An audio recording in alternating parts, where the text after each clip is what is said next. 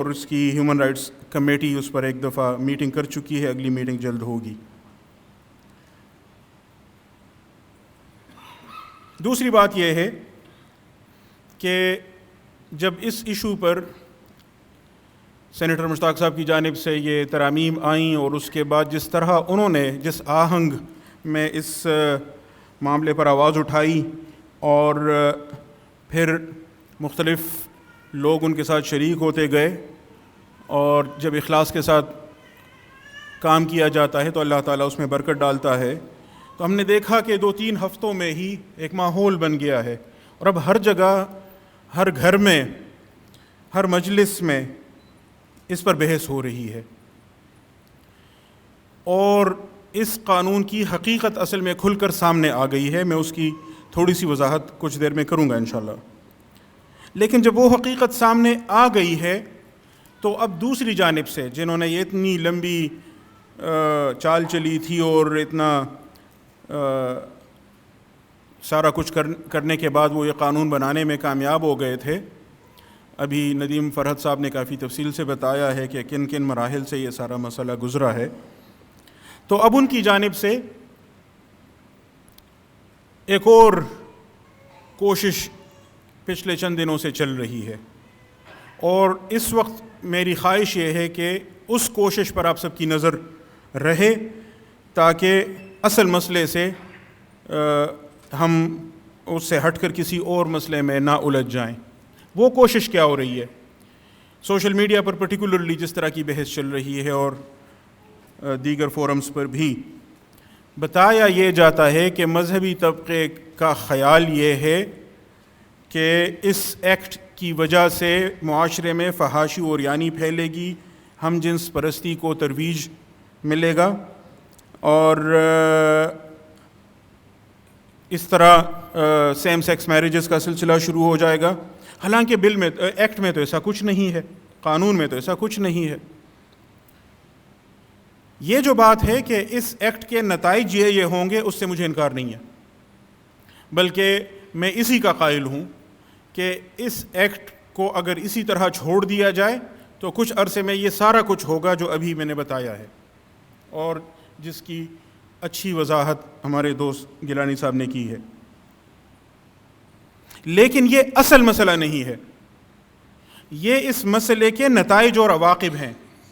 یہ اس قانون کے اثرات ہیں جو مرتب ہو رہے ہیں اور مرتب ہوتے جائیں گے۔ قانون میں اصل مسئلہ کیا ہے جس کی وجہ سے یہ نتائج سامنے آئیں گے اور آ رہے ہیں، اس اصل مسئلے سے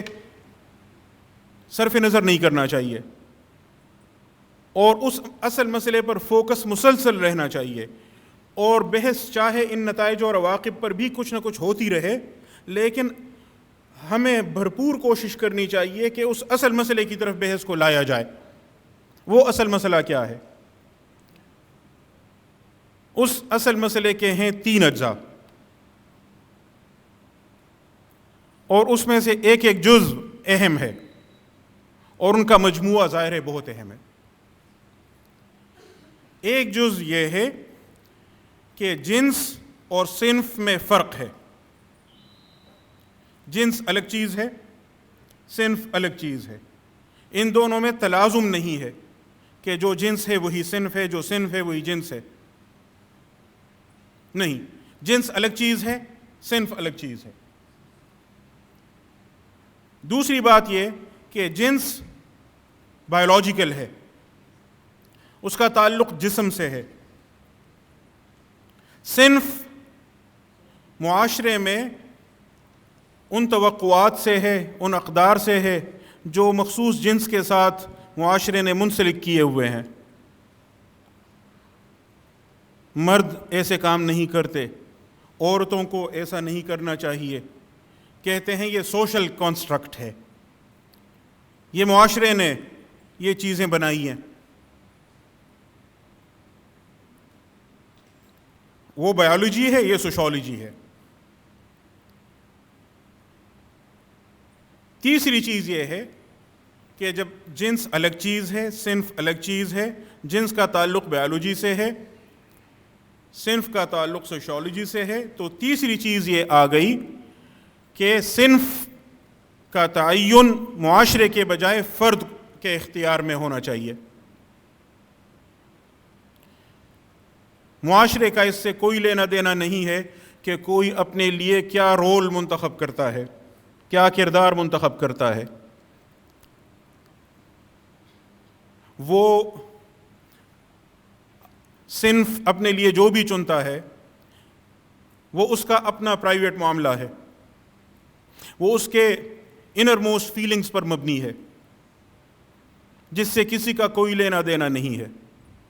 بلکہ اس دن ایک واٹس ایپ گروپ میں جس میں پاکستان بھر سے نامی گرامی وکلاء اور قانون پڑھانے والے لوگ شامل ہیں, اس میں ایک صاحب نے یہاں تک کہا کہ انر موسٹ فیلنگز ہیں, فطرہ ہے, اور یہ تو گاڈس کریشن ہے. اللہ نے ان میں یہ چیز پیدا کی ہے. یہ وہ لوگ ہیں جو مذہبی راستے سے اور مذہبی استدلال اور مذہبی اصطلاحات استعمال کرتے ہوئے اس معاملے کے لیے راہ ہموار کر رہے ہیں. تو میں نے بڑی معصومیت کے ساتھ پوچھا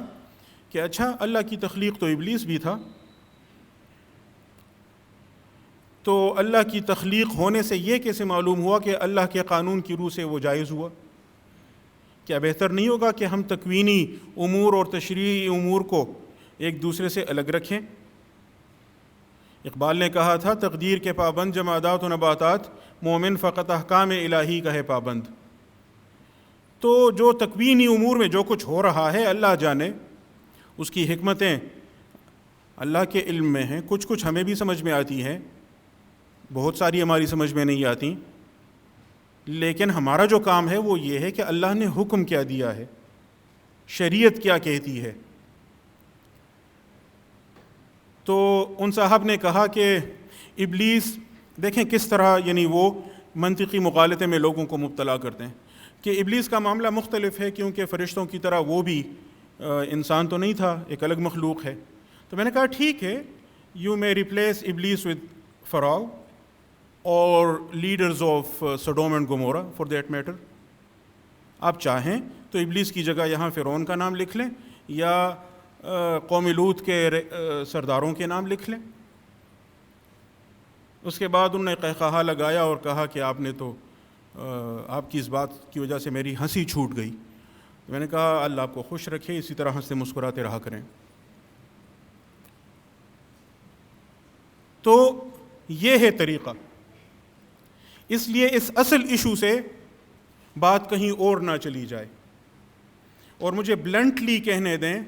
کہ خواہ اس قانون کے نتیجے میں سیم سیکس میرجز نہ ہوں, خواہ اس کے نتیجے میں ہم جنس پرستی کو ترویج نہ ملے, تب بھی یہ قانون غلط ہے. اور اس وجہ سے غلط ہے کہ اس نے صنف اور جنس کو ایک دوسرے سے الگ کر لیا ہے, اور اس نے جنس کو بایولوجی سے اور صنف کو سوشیولوجی سے جوڑا ہے, اور اس نے صنف کے تعین کا اختیار فرد کا پرائیویٹ معاملہ قرار دیا ہے. اور اسی وجہ سے میں مکرر کہہ رہا ہوں, اسی وجہ سے یہ اسلام کے خلاف ہے, شریعت سے متصادم ہے.